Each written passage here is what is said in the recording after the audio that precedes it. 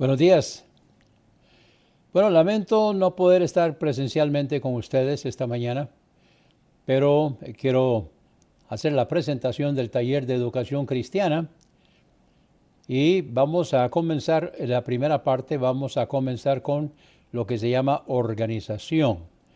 Así que vamos a presentar acá en pantalla para que ustedes puedan ir viendo lo que vamos a ir leyendo y haciendo.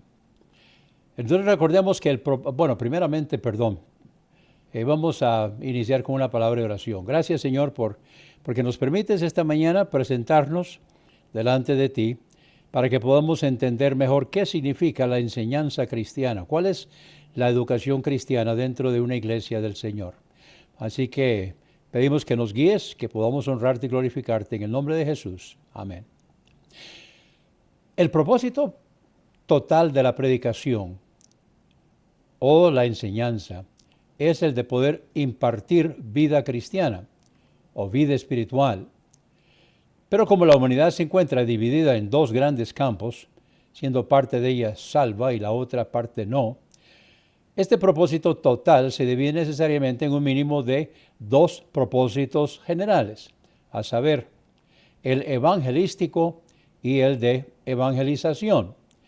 Los inconversos necesitan ser traídos a Cristo como Salvador y los creyentes necesitan ser edificados en Cristo como Señor. El ministro sabio tendrá cuidado en mantener un equilibrio constante entre estos dos propósitos generales. A la vez recordará que las necesidades espirituales de los creyentes son tan diversas que su edificación pide un énfasis constante sobre la instrucción doctrinal, sobre la intensificación de su amor a Dios, sobre la exhortación al servicio cristiano, sobre la orientación ética y sobre la confirmación de su fe en tiempos de pruebas y de crisis. Voy a presentarlo entonces sintetizado en que toda autoridad es dada por Dios.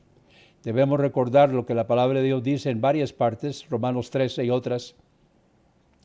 Toda autoridad es dada por Dios para nuestra formación, nuestra protección y nuestra dirección.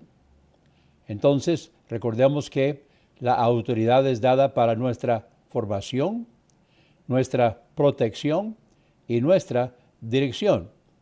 Ahora, usted dirá, la iglesia es autoridad. Sí, definitivamente. Vemos que hay 4 áreas de autoridad. Primeramente está el hogar. El problema es que hoy el hogar no está siendo el área de autoridad que debe ser. Pero debemos recordar que la primera área de autoridad es el hogar. Segundo, la escuela. Ahora, la escuela se va a convertir más adelante en el lugar de trabajo, que también es autoridad. O sea, el jefe es autoridad. Tal vez alguien diga, bueno, yo no trabajo para nadie. Sí, trabaja para sus clientes. Así que todos tenemos autoridad puesta sobre nuestra cabeza. Así que la escuela es la segunda área de autoridad que más adelante se convierte en el lugar de trabajo. Tercero, la iglesia, y ahí es donde entramos nosotros. La iglesia es área de autoridad y debemos recordar que Dios nos ha encomendado autoridad para que nosotros podamos llevar a cabo lo que el Señor nos ha encomendado. Y cuarto es el gobierno. Dice la palabra de Dios que nosotros debemos orar por nuestros gobernantes y también que debemos estarles sujetos. La escuela es la segunda área de autoridad. Es un privilegio ser maestro o docente. Y aquí estoy metiendo la iglesia en el sentido de escuela dominical. Entonces la escuela es la segunda área de autoridad, se junta con la tercera que es la iglesia. Es un privilegio ser maestro o docente. Todo privilegio conlleva responsabilidad. Un día tendremos que rendir cuentas. Ahora, nunca debemos olvidar que cuando nosotros somos maestros, cuando hay personas que están a nuestro cargo, que nosotros estamos enseñándoles, estamos formando vidas. Más allá de la materia que impartimos, en la escuela son las materias que se enseñan en la escuela, pero en la iglesia son las materias bíblicas. Entonces, más allá de la materia que impartimos, debemos compartiendo con nuestros alumnos nuestra perspectiva de cómo enfrentar los retos, las contrariedades y las oportunidades de la vida. Recordemos que nosotros estamos formando vidas y no solamente estamos impartiendo materias, estamos compartiendo con nuestros alumnos nuestra perspectiva de cómo enfrentar los retos, las contrariedades y las oportunidades de la vida. Tal vez lo aprendimos de otros o de nuestra propia experiencia. Sin embargo, la base, o sea, la autoridad sobre la que fundamentamos nuestra enseñanza, siempre debe ser nuestra vida. Ahora recordemos que en la iglesia el libro de texto es la palabra de Dios, la Biblia, la palabra de Dios que es inspirada por Dios. Entonces vamos a ver las áreas de promulgación o enseñanza. O sea, recuerde que los mencioné hace un momento, pero ahora vamos a explicarlos un poco mejor. Al principio dije evangelismo, pero aquí lo estoy cambiando por ganar almas. La primera fase de evangelismo es ganar almas. Hay una segunda fase. La primera fase es ganar almas. Ganar almas es cuando una persona que no conoce a Cristo como Salvador personal llega a la escuela dominical. Entonces nosotros debemos presentar el Evangelio de tal manera que ellos entiendan su necesidad de que haya una decisión. O sea, la presentación del Evangelio para inconversos procurando su conversión. A veces creemos que todos los que llegan a la iglesia son creyentes. No, hay muchos inconversos. Y es trágico que en mi propio ministerio he encontrado que muchas personas que han asistido a una escuela dominical de por años, nunca se les ha presentado el plan de salvación. Cuando yo llegué a la iglesia de Hebrón, en el año 70, tuve una gran cosecha de almas. Pero esa gran cosecha de almas eran personas que estaban en la iglesia, muchos de ellos desde niños, y nunca habían aceptado al Señor, nunca habían tomado una decisión por el Señor. Nunca se les había presentado el plan de salvación. Y habían estado en la iglesia por años. Esto es trágico. Entonces debemos recordar de que en la escuela dominical, ganar almas es la primera área. Y siempre debemos dar oportunidad para que una persona pueda tomar su decisión de aceptar a Cristo como Salvador personal. Ahora, el maestro o la maestra decidirá si lo hace ahí durante la lección o si se reunirá con el alumno para presentarle el Evangelio por aparte. Segundo, ya con creyentes, doctrina. Ahora, cuando hablamos de doctrina, muchas veces creemos en teología. No estamos hablando solo de teología, no estamos hablando de la doctrina sobre la iglesia, la doctrina sobre Cristo, la doctrina sobre el Espíritu Santo, la doctrina sobre Dios, la doctrina sobre Jesucristo, la doctrina de la salvación. No, eso es teología, no estoy hablando de eso. Por supuesto que está incluido. Pero yo estoy hablando de afirmar y promulgar la fe una vez dada a los santos. Esto incluye estilo de vida. Luego la santificación. La santificación es definir e intensificar su amor a Dios. Cuando aceptamos a Cristo como nuestro Salvador personal, el Espíritu Santo llega a nuestro espíritu que está muerto en delitos y pecados, le da vida y establece morada. Desde ahí comienza a trabajar en el alma, que es mente, sentimientos, voluntad y conciencia. Entonces ese trabajo que hace en el alma se le llama santificación. También se le puede llamar salvación de esta vida, pasar de la vida anterior a la nueva vida en Cristo. Todo eso es santificación, definir e intensificar el amor del alumno hacia Dios. Luego viene el servicio cristiano. El servicio cristiano es el ejercicio de sus dones para compartir con otros su conocimiento y experiencia. Ahora tal vez alguien dirá, pero ¿cómo vamos a enseñarle a los niños servicio cristiano? Bueno, poniéndolos a trabajar. Los niños pueden recoger la ofrenda en su clase y entonces se lo dan al maestro o la maestra y necesitamos entonces, pueden contar cuántos están o quiénes están. Los que ya escriben pueden pasar lista de quiénes son los que están presentes. Podemos ponerlos a ellos a trabajar para que entiendan el área tan importante del ejercicio de sus dones para compartir con otros su conocimiento y experiencia. Ahora viene también el área de exhortación. Exhortación es orientación ética, dejando el mundo atrás. Exhortación, hay dos maneras de hacerlo. Está la positiva y está la negativa. La positiva es enseñar o marcar la cancha. Y la segunda es exhortar, o sea, en el sentido de llamar la atención cuando no se está, o cuando se quebrantó la plancha, cuando se sobresaltó, se salió de la cancha. Una cosa que es importante, que yo veo que falta inclusive en muchos hogares, es que se le exige a los niños, pero nunca se les explicó qué se les estaba pidiendo. Entonces debemos claramente marcar la cancha. Cuando mis niños estaban pequeños, entonces si ya comenzaban a salir, entonces yo les decía, ok, la hora de llegada aquí es a las 10 de la noche. No es a las 10:01, no es a las 10:02, no es a las 10:05, es a las 10.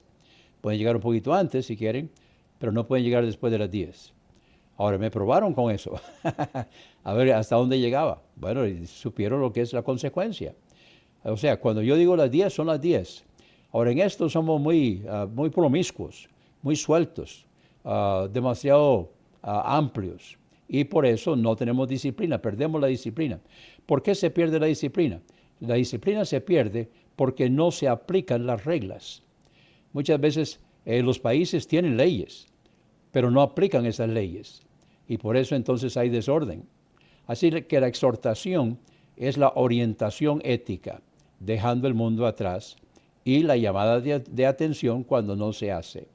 La palabra de Dios está llena de la lista de los pecados y las cosas que se deben hacer y que no se deben hacer. Hay un área también muy importante que muchas veces no se hace en las iglesias y también en la escuela dominical, que es dar aliento. Dar aliento es la confirmación de su fe en tiempos de prueba y de crisis. Todos tenemos momentos en nuestra vida que son momentos de prueba o momentos de crisis. Puede ser el fallecimiento de un ser amado, puede ser la enfermedad en el hogar, alguien está hospitalizado, puede ser una crisis económica, la persona se quedó sin trabajo. Hay infinidad de situaciones que provocan una crisis en la vida de las personas. Ahora, ¿la Biblia tiene respuesta para eso? Sí, claro. Lo que pasa es que muchas veces nosotros no lo promulgamos. Ahora, la Biblia está llena de promesas, está llena de confirmaciones. A mí me gusta mucho siempre mandar a las personas cuando están en conflicto a 2 Corintios capítulo 1. 2 Corintios capítulo 1, el apóstol Pablo estaba encarcelado. Y él entonces dice, él da gracias a Dios porque los corintios estaban alentándolo y orando por él. Y a la vez, él estaba usando el aliento que él recibía de parte de ellos para poder alentar a otras personas. Esa es la vida cristiana. La vida cristiana es tomar lo que hemos recibido de otros y enseñarla a otros. La enseñanza, la vida cristiana, el estilo de vida y el aliento en tiempos de prueba y de crisis. Luego está el evangelismo. Ahora, evangelismo, ¿cómo evangelizar? Está el evangelismo de ganar almas para Cristo, los que no conocen al Señor. Pero también está el evangelismo, ¿cómo evangelizar? O el arte de compartir su fe con otros. Hay muchísimos creyentes que no saben cómo ganar almas. No saben cómo presentarle el plan de salvación a una persona. O tal vez le presentan el plan de salvación, pero no le piden una decisión, sino que lo dejan ahí. La diferencia entre evangelismo efectivo y evangelismo que no es efectivo, o evangelismo eficaz, que es un resultado bueno, es pedir la decisión. Muchas personas presentan el plan de salvación, pero no piden una decisión. Ahí lo dejan guindando. No, hay que pedir la decisión. ¿Qué va a hacer? ¿Qué piensa? ¿Cuál sería su decisión en cuanto a esto? Ahora, la persona es posible que diga, bueno, lo voy a pensar. Bueno, pero tomó la decisión de no tomar la decisión. Tomó la decisión de dejar pendiente. Tomó una decisión. Generalmente no es una buena decisión. dejarlo para después. Lo que hay que hacer, si no tiene la información que necesita para poder tomar la decisión, entonces debe tomar la decisión de conseguir la información que necesita para poder tomar la decisión. Y una vez que tiene la decisión, debe tomarla. No debe cavilar, no debe esperar. Así que evangelismo, de cómo evangelizar, o el arte de compartir su fe con otros. Presenta su fe con otras personas. Denle la oportunidad de aceptar a Cristo como Salvador personal. Entonces le presenta el plan de salvación. Cristo murió por usted. Dios le da la vida eterna a través de Jesucristo. Ahora, ¿qué quiere hacer? Ahora ya sabe. Ya conoce el plan de salvación. Ya sabe lo que tiene que hacer. Mi pregunta ahora es, ¿qué va a hacer? ¿Cuál es su decisión? Entonces, darle la oportunidad a la persona que tome la decisión. Y esto se enseña en la iglesia y se enseña en diferentes áreas dentro de la iglesia y también en los seminarios. Tenemos un curso acá en el seminario que se llama Evangelismo Personal. Vamos a pasar ahora entonces al área de organización. ¿Cómo se organiza el Departamento de Educación Cristiana? Y digo Departamento de Educación Cristiana. No todas las iglesias están departamentalizadas, pero hablemos del Departamento de Educación Cristiana. El Departamento de Educación Cristiana está el director. Ahora, las iglesias más pequeñas generalmente no tienen un director de educación cristiana. Adivine quién es. Sí, es el pastor. El pastor es el director de educación cristiana. Lo que pasa es que muchas veces el pastor es el zoila, ¿verdad? Entonces, yo soy esto, yo soy aquello, yo soy lo otro. A veces le toca dar noticias y repicar las campanas, como dicen, ¿verdad? Es el que abre y el que cierra, el que barre, el que acomoda las bancas, el que sacude, el que reparte los himnarios, el que le da la bienvenida a las visitas. No, hay que delegar, hay que poner a otras personas a trabajar. De hecho, a la gente le gusta que los pongan a trabajar. Yo tengo una filosofía. Nunca debo yo hacer lo que otros pueden hacer. Eso suena un poco al revés de lo que la gente dice, ¿no? No, nunca, yo no debo hacer nunca lo que otros pueden hacer. ¿Por qué? ¿Por qué lo voy a hacer yo si hay otra persona que puede sentir el gozo de hacerlo? Puede sentir la satisfacción de hacerlo. ¿Por qué lo voy a hacer yo? Por ejemplo, una persona quiere aceptar a Cristo como Salvador personal. Bueno, yo lo puedo llevar a los pies de Cristo, pero si hay una persona ahí presente que también puede hacerlo, entonces denle la oportunidad a esa persona de que pueda presentar el plan de salvación. O tal vez ya se le presentó el plan de salvación, pero hay alguien ahí que tal vez no sabe todavía cómo presentar bien el plan de salvación, pero sí puede ir a orar con esa persona. Entonces, déle la oportunidad a esa persona. Entonces, delegue. Así que debe haber un director de educación cristiana para que se encargue y vamos a ver de qué se debe encargar. Bueno, el director de educación cristiana administra dos áreas. Una, las sociedades. Dos, la escuela dominical. Entonces, administra las sociedades, pero generalmente va a delegar en otra persona, en un encargado o una encargada. ¿Cuáles son las sociedades? Bueno, la mayoría de las sociedades, si es que las tienen todas, no todas las tienen, pero está la femenil, está la juvenil o sociedades jóvenes y está la varonil. Ahora, yo recomiendo que tengan los tres, si es posible, pero si no, por lo menos tengan una o dos. Ahora, cuando tienen solo una, generalmente tienen la de jóvenes, que está bien y es muy importante. Ahora, las agencias o las sociedades, que son agencias de la iglesia, deben ser siempre con un propósito común. El propósito es ganar almas para Cristo y edificar los creyentes. Aun cuando hacemos juegos, aun cuando hacemos entretención, aun cuando hacemos una comilona, o todas estas actividades sociales o lo que sea, el propósito siempre debe ser ganar almas para Cristo y edificar a los creyentes. Nunca perdamos de vista cuál es la razón de ser de la Iglesia del Señor. Ahora, lo segundo que hará el director de educación cristiana es administrar la escuela dominical. Ahora, generalmente él va a delegar esa posición en el superintendente, pero él juntamente con el pastor, el director de educación cristiana juntamente con el pastor, entonces son los que van a administrar las sociedades y la escuela dominical.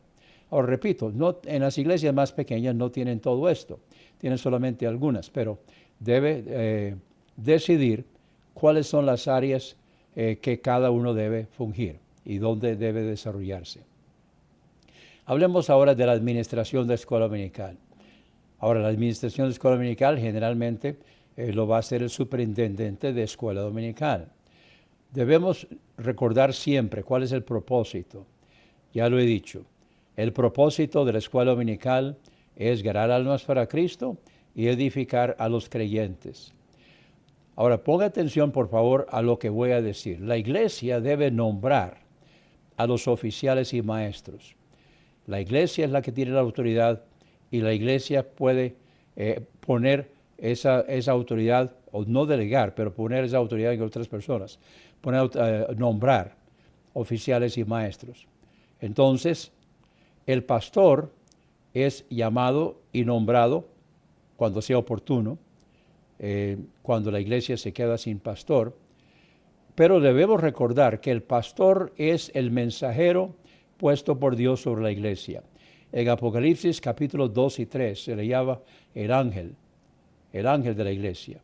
Entonces la palabra ángel o ángelos en el griego significa mensajero.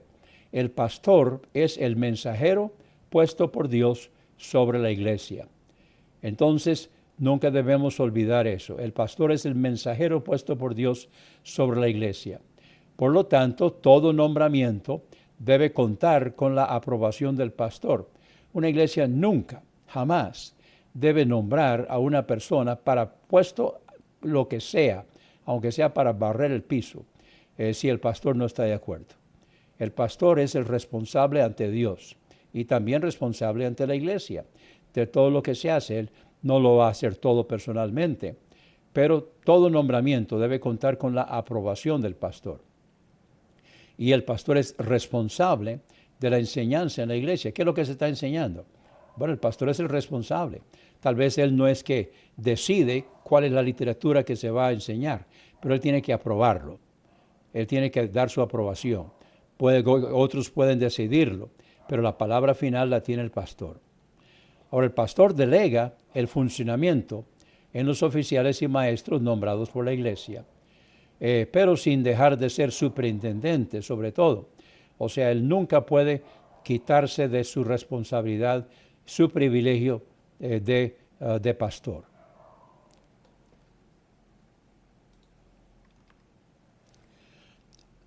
Ahora hablemos específicamente de la administración de la escuela dominical. El pastor es administrador de la iglesia, sobre todo. Nunca deja de ser administrador de la iglesia. Ahora, algunos creen en una autoridad más completa que otros, pero el pastor es administrador de la iglesia. Entonces, el director de educación cristiana delega en el superintendente. Si no hay director de educación cristiana, entonces quien va a delegar en el superintendente es el pastor. Y el superintendente es administrador de la escuela dominical. Así que hay muchas iglesias más pequeñas, donde le toca al pastor hacerlo. Pero si hay alguien que puede hacerlo, no tiene que ser pastor, no tiene que ser predicador siquiera, no tiene ni siquiera que ser maestro, pero si es un buen administrador, entonces puede ser superintendente de la escuela dominical. Ahora, tal vez no está capacitado para dar una charla, no está capacitado para pararse ahí al frente, pero sí puede administrar. Entonces debemos, de acuerdo con los dones que las personas han recibido de parte del Señor, debemos poner a trabajar esos dones. Debemos darle oportunidad a las personas para que puedan desempeñar los dones. Es lamentable que hay muchas personas en las iglesias que están sentados en las bancas. No, hay que ponerlos a trabajar. Una persona que se siente ocupada, que se siente útil, es una persona que se siente contenta. En cambio, una persona que tiene dones y talentos que no están siendo usados para el Señor, entonces está ahí y el reino de Dios está sufriendo porque no está aprovechando esos dones La persona está sufriendo porque no está usando los dones y no está recibiendo los beneficios. Además, está perdiendo los galardones y premios que va a recibir por el ejercicio completo y el buen ejercicio de los dones que el Señor le ha dado. Entonces, debemos nosotros ser un lugar donde las personas pueden trabajar. Es trágico que hay iglesias que están llenas de personas que están sentados en las bancas y que tienen dones para trabajar y que no están usando esos dones. Hablemos de cómo es que se distribuye la escuela dominical. Ahora, hay departamentos, pero una iglesia más pequeña no va a tener todos los departamentos, ni tampoco va a tener necesariamente todas estas clases. Ahorita, por ejemplo, en la Iglesia Bautista Misionera del Camino tenemos, tenemos 3 clases, lo que pasa es que ahorita no hay jóvenes, entonces tenemos 2, que es la de niños y la de adultos. Entonces, de acuerdo con las circunstancias, de acuerdo con las necesidades de cada uno. Cuando llegan los jóvenes, entonces se hace clase de jóvenes.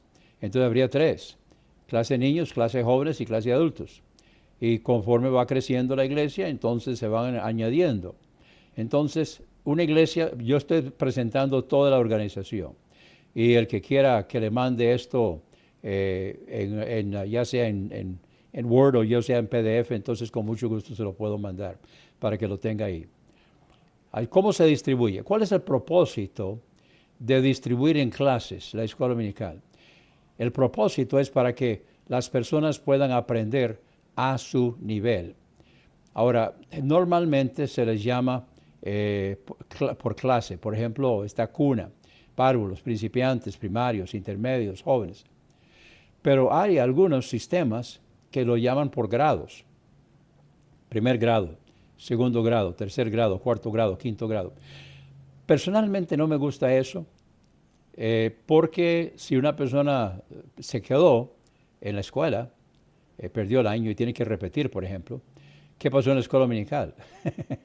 Entonces ya los demás están en segundo grado, pero él se quedó en primero. No, él debe pasar a segundo grado, aunque en la escuela está todavía en primer grado.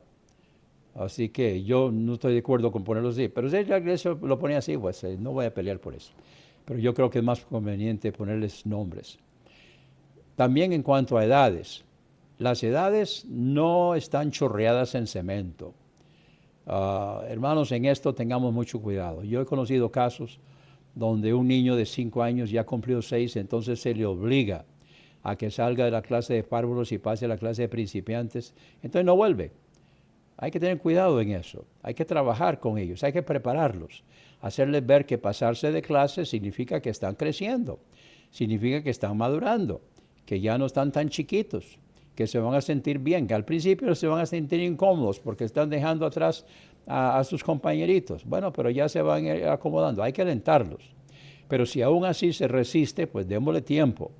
Ahora, no significa démosle 6 meses o un año, pero démosle tiempo para que el niño pueda estar listo para pasarse.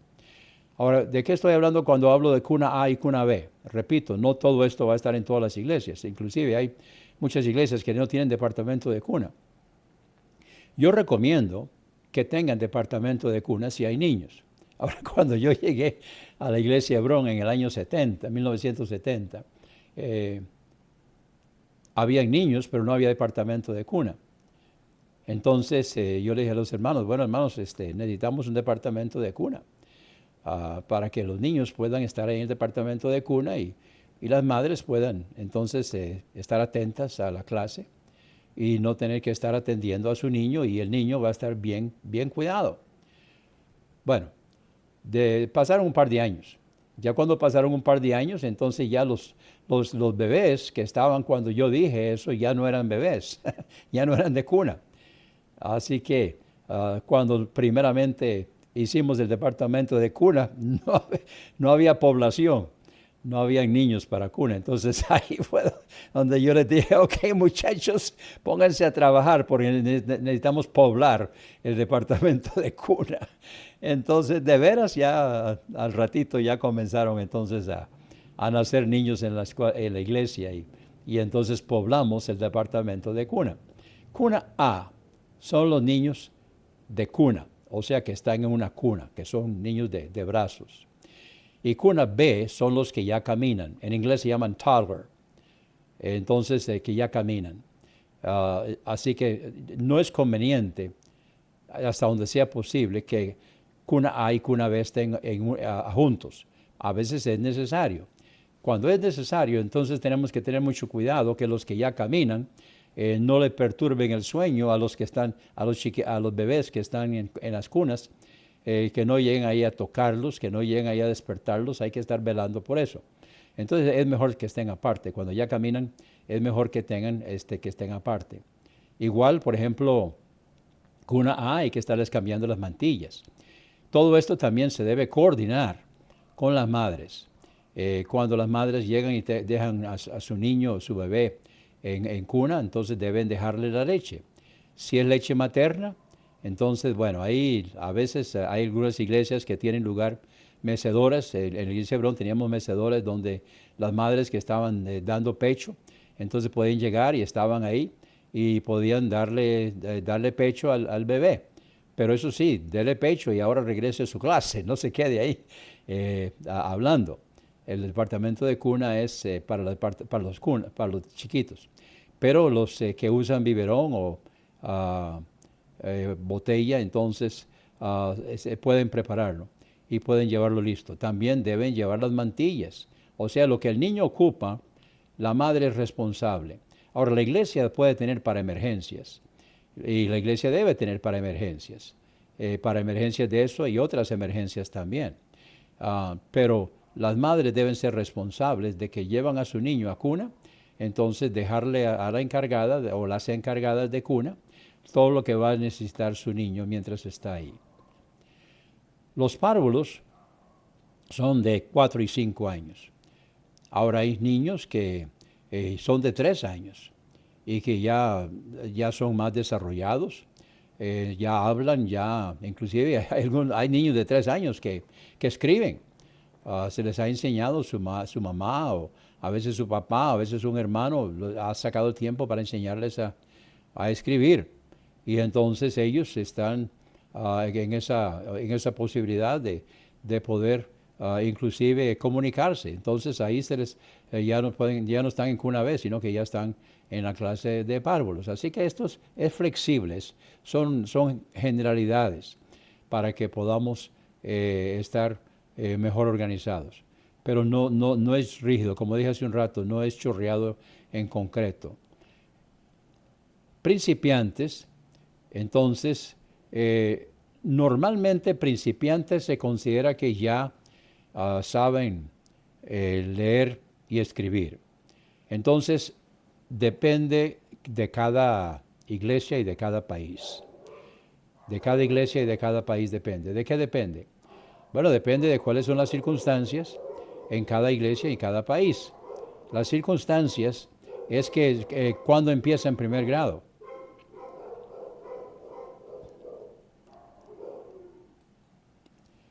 Así que depende de cuándo empieza en primer grado. Si empieza en primer grado a los 6 años, entonces principiante sería de 6 a 8. Pero si no comienza en primer grado hasta los 7 años, creo que en Costa Rica es a los 7. Entonces principiante sería 7, 8 y 7 y 8, digamos. Entonces hay que acomodarlo. Porque a principiantes se supone que se les va a estar dando algunas tareas para que comiencen a usar lo que están aprendiendo en la escuela para leer y para escribir. Primarios son 9 a 11. Ahora los primarios, se le ha llamado a la clase de primarios la edad dorada. La edad dorada es que principiantes también, pero especialmente primarios. Es una edad de oro, es una edad donde pueden aprender y quieren aprender. Tienen mucha curiosidad y cuando es trágico, cuando no se aprovecha eso. Ahí a los primarios se les pueden enseñar los libros de la Biblia, se les pueden enseñar textos bíblicos, son buenos para memorizar, les gustan los retos, necesitan un héroe. Para la clase de primarios, yo prefiero, ahora no estoy diciendo que así tiene que ser, pero yo prefiero que el maestro sea el maestro de los niños varones sea un varón y la maestra de de las niñas primarios sea mujer. Y le voy a explicar por qué. Porque esa es la edad de los héroes. Es la edad en que están buscando un héroe a quien imitar, a quien seguir. Entonces, un varón no puede imitar o seguir a una mujer. Ahora, ella puede enseñarle muchos valores y él puede aprender esos valores y es importante que lo haga. Pero en cuanto a héroes se refiere, no queremos que sigan bueno, no voy a nombrar a nadie, pero allá estrellas de cine o estrellas de rock and roll, o bueno, ya no es rock and roll, ahora otras músicas. No queremos que imiten a ellos y que ellos quieran ser como ellos. Lo que queremos es que ellos quieran ser como su papá, si es un buen modelo, o algún otro, pero un modelo. Entonces, por eso yo prefiero, no estoy diciendo que así tiene que ser. Yo prefiero que el maestro de los primarios varones sea un varón. Para las mujeres, entonces, una mujer. Recordemos entonces que primarios es la edad de oro. Otra cosa en que los primarios también son la edad de oro es para evangelizar. O sea, se les debe dar oportunidad a los primarios de tomar una decisión por el Señor. Ahí es a la edad donde se comienza a hablar principalmente acerca de la necesidad de aceptar a Cristo como Salvador personal. Inclusive, los primarios pueden ir tomando diferentes posiciones de liderazgo en las iglesias de acuerdo con lo que la iglesia permita que se haga. Ahora, yo en lo personal, yo estoy de acuerdo que primarios se bauticen, siempre y cuando, ahora yo sé que más de uno está brincando ahí, ya me los imagino, pero siempre y cuando, el requisito que yo pongo, y es el mismo requisito que pongo para niños, jóvenes o adultos, cuando una persona dice que quiere bautizarse, entonces yo le pido dos cosas. Primero, que me diga en sus propias palabras su testimonio de salvación. O sea, ¿qué pasó? ¿Cuándo pasó? ¿Qué hizo? ¿Qué decidió? ¿Cuál fue la decisión que tomó? ¿Está seguro de su salvación? Si muere hoy, ¿dónde va?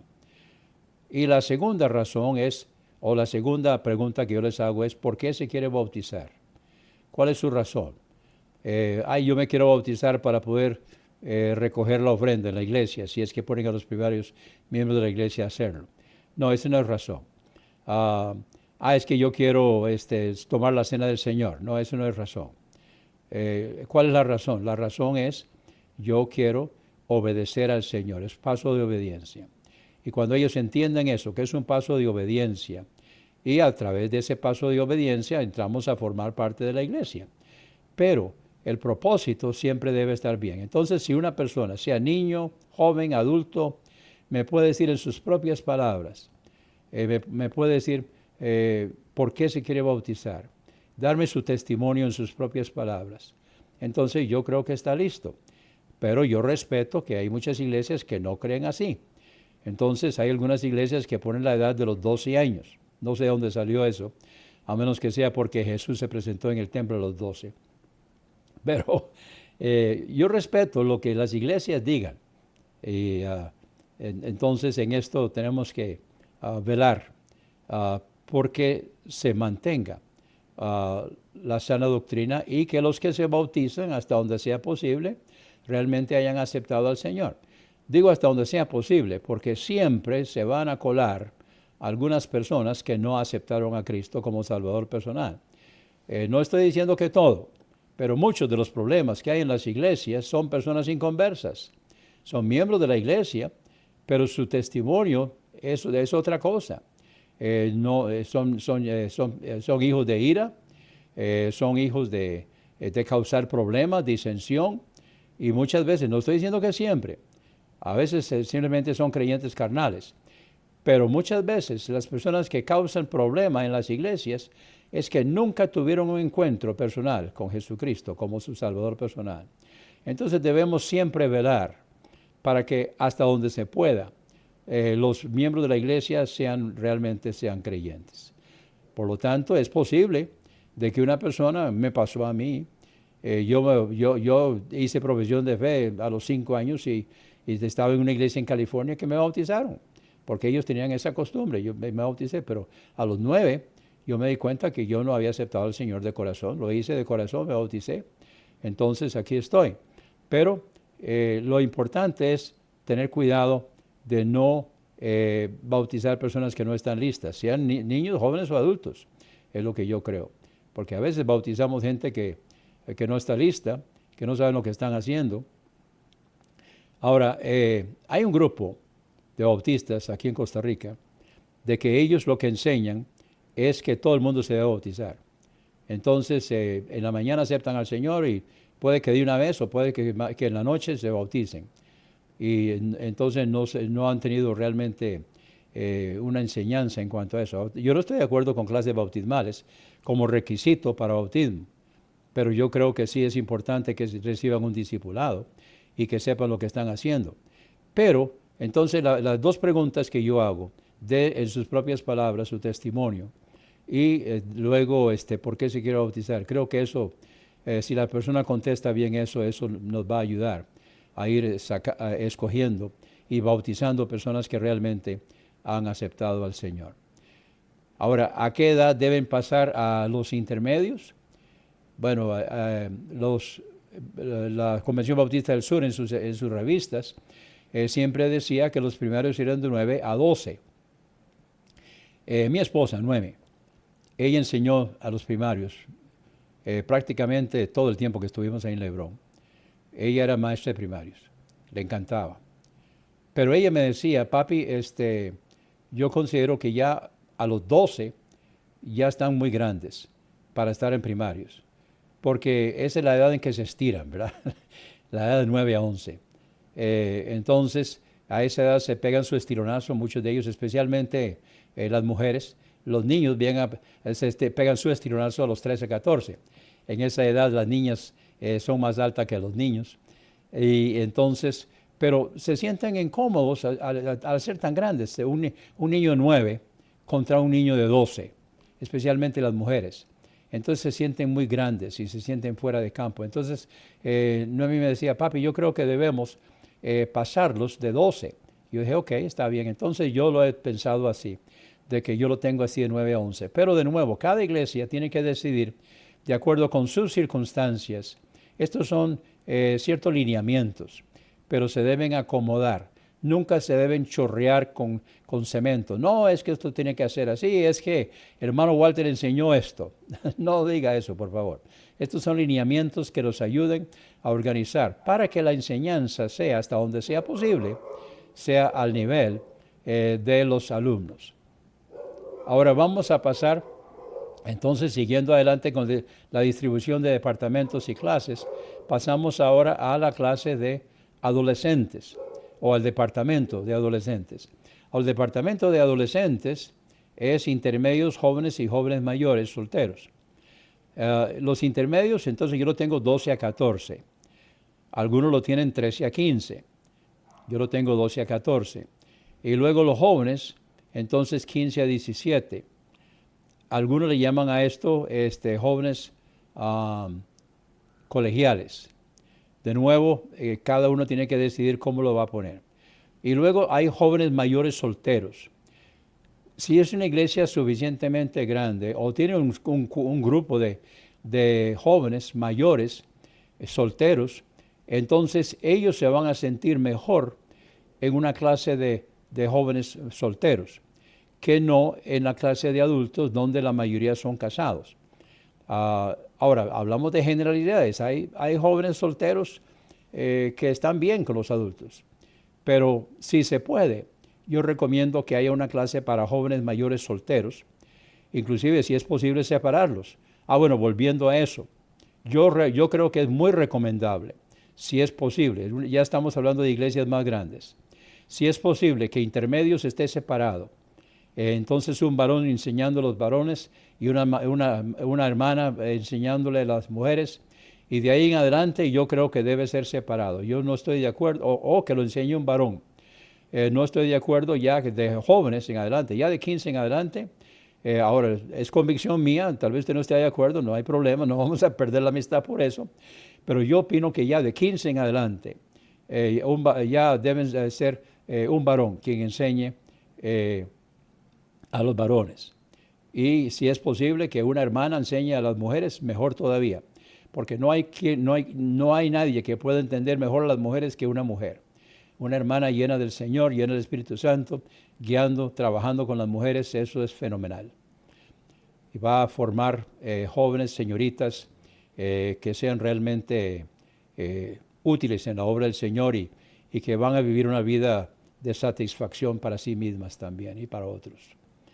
Jóvenes mayores solteros, entonces sería un varón que lo está enseñando, o si se puede de nuevo, yo prefiero que sean separados. Entonces, jóvenes mayores solteros, varones, mayores solteros, mujeres. Pero si es mixto, entonces el maestro debe ser un varón. Ahora vamos al departamento de adultos. En la mayoría de nuestras iglesias, como no son iglesias tan grandes, en la mayoría de nuestras iglesias entonces tenemos solamente una clase de adultos. Pero cuando hay suficientes personas y suficiente necesidad y suficientes obreros, entonces el departamento de adultos consiste en jóvenes adultos, jóvenes adultos son casados. Algunos le llaman adultos casados. Entonces son jóvenes adultos. Y esto puede ser, no sé, hasta 25, 30, 35 años. Eso hay que irlo variando y acomodando. Luego está la clase de adultos, que es una clase mixta. Generalmente la clase de adultos la enseña el pastor, pero no siempre. Puede ser otras personas quienes lo enseñan en las iglesias. Pero si solamente es una iglesia que está empezando y que todavía no hay muchos obreros, entonces generalmente la clase de adultos la va a enseñar el pastor, así como también va a estar en la predicación. Ahora, muchas de nuestras iglesias no tienen servicio de predicación o servicio de adoración. Yo aliento para que lo hagan y se van a dar cuenta de qué bendición es tener los dos servicios, tener el servicio de escuela dominical y tener el servicio de adoración. Y yo creo que se van a dar cuenta, si lo planean bien, se van a dar cuenta de que van a poder dar mucho más enseñanza, más tiempo para adoración, más tiempo para vivencia cristiana, donde los hermanos están juntos desde 9:30 hasta el mediodía. Y entonces con dos servicios, con un pequeño intermedio en medio de los dos para que vayan al baño. Algunos le meten un cafecito ahí entre los dos. Pero yo recomiendo, yo sé que muchas de las iglesias aquí en Costa Rica no lo están haciendo, pero yo recomiendo que lo hagan, que vayan pensando en el momento que pueden tener los dos servicios en sus iglesias. En todo caso, volviendo a la escuela dominical, entonces la clase del departamento de adultos, entonces serían jóvenes adultos, que son adultos ya casados. El anterior es los solteros, ahora son casados. Entonces están las parejas. ¿Por qué? A esa edad ellos quieren estar juntos. Y entonces si hay departamento de cuna, pueden estar juntos. Y el bebé está allá en el departamento de cuna y la pareja puede estar junta, porque ellos están recién casados. Ahora, no todos los casados están todavía pega, ¿verdad? Ya pasó la luna de miel y no todos están ahí pega, que tienen que estar juntitos. Bueno, yo doy gracias a Dios de que todo el tiempo nuestro matrimonio, bueno, con algunas excepciones que yo estaba enojado con Noemi, yo decía, Señor, ¿te la llevas o te la mando? Y Dios trabajó conmigo para arreglar eso. Pero los adultos ya normalmente ya no están tan apegados de que tiene que estar la pareja juntos. Entonces ahí ya es un poco diferente. Y luego los adultos mayores, si hay suficientes adultos mayores, y en Lebrón llegamos a tener clase de adultos mayores. De hecho, cuando yo renuncié, el que enseñaba adultos mayores era papi. Y cuando yo renuncié al pastorado de la iglesia de Hebrón, entonces yo creí que papi iba a ir conmigo a empezar la nueva obra. Pero no fue así. No, papi se quedó en Lebrón, porque los hermanos de la clase de adultos mayores le pidieron que se quedara y entonces él me dijo, Walter, Yo quisiera ir a ayudarlo, apoyarlo en la nueva obra que está empezando, pero los hermanos me están pidiendo que yo me quede con ellos y yo voy a quedarme con ellos. Así que estuvo con ellos ahí como 6 meses, creo que estuvo. Ya después se vino conmigo. Entonces, la clase de adultos mayores, ¿de qué edad? Bueno, de 55 en adelante, definitivamente. 60, 65. Ustedes, la iglesia tiene que acomodarse, pero ya cuando les gusta los adultos mayores, sus necesidades son diferentes. Ya no quieren estar escuchando acerca de cómo criar a los hijos. Ya ellos criaron a sus hijos. Entonces las necesidades de ellos son otras y vamos acomodando eso. Ahora hablemos un poco del desarrollo de la lección. No voy a dedicar mucho tiempo a esto. Esto será tema para otro día. Pero hablando del desarrollo de la lección, entonces debemos pensar en la planificación y en el desarrollo. Cuando hablamos de planificación, yo creo que un buen momento para comenzar a planear la lección del próximo domingo es el domingo. O sea, cuando todavía está fresca en la mente del maestro la lección de la mañana. Entonces, dele una lectura, dele una pasadita al pasaje de la lección del próximo domingo. Luego, durante el transcurso de la semana, entonces saca un rato cada día para ir planeando su lección. Yo no recomiendo leer la revista de primero. Yo lo que recomiendo es que coja el texto, que si están usando una revista o cualquier otra cosa, entonces vea el texto y sin ninguna ayuda, sin ningún auxiliar, sin ningún comentario, entonces estudien la lección y vayan tomando notas. Vayan a lo que el Señor le va guiando, el Señor le va indicando, primeramente en su propia vida, luego en la vida de los alumnos. Entonces vaya tomando notas, estudiando solamente el texto. Segundo, y cuando ya tiene bastantes notas en cuanto al texto, entonces lee la revista. Tercero, puede coger también otros comentarios para añadir a la riqueza. Entonces ya alrededor del viernes o el sábado, ya debe estar entonces cerrando la parte de planificación. Y por cierto que es bueno el sábado contactar a los alumnos. Esto es algo que también muchas veces no se hace en las iglesias. Contacte a sus alumnos el sábado o el domingo en la mañana y recuérdeles que los esperamos, que nos encantaría verlos este próximo domingo. Y entonces, luego el desarrollo, planifica el desarrollo. ¿Qué significa eso? Bueno, prepare el aula, llegue temprano, que los alumnos sientan que su maestro o maestra se preparó para eso. Tenga todo listo. Si va a usar auxiliares, los niños, las maestras de niños, van a usar tal vez algunas ayudas, algunos objetos, algunos dibujos, franelógrafo o lo que sea. Téngalo listo.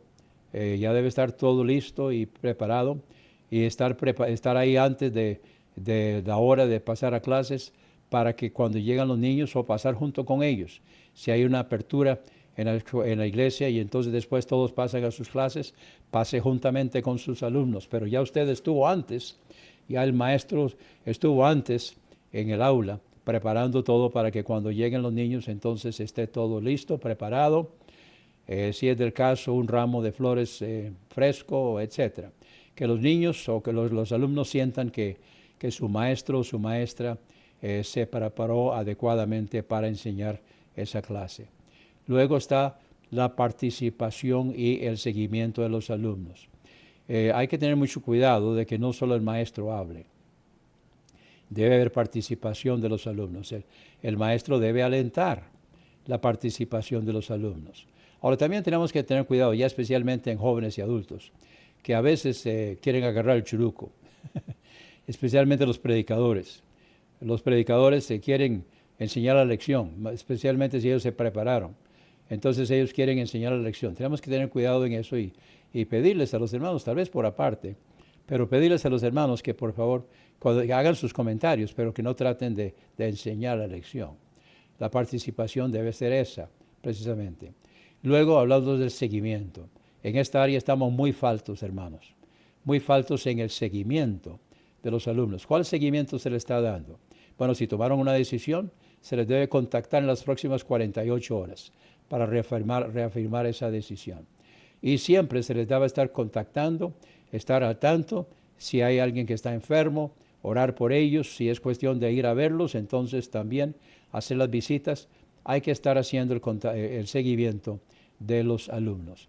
Así que yo espero que esto nos ayude para que podamos ser mejores servidores del Señor en el área de educación cristiana. Espero que, y si tiene alguna pregunta, si tiene algo que quiere añadir, y el material que estoy presentando acá, con mucho gusto se los hago llegar. Si ustedes lo desean, se comunican conmigo y con mucho gusto se los haré llegar, ya sea en Word, indíquenme cómo lo quieren, si lo quieren en Word o si lo quieren en PDF. Gracias, Señor, por la oportunidad que nos has dado esta mañana de poder impartir este taller sobre educación cristiana. Te pido que tú lo uses para tu honra y para tu gloria, en el nombre precioso de Jesús. Amén.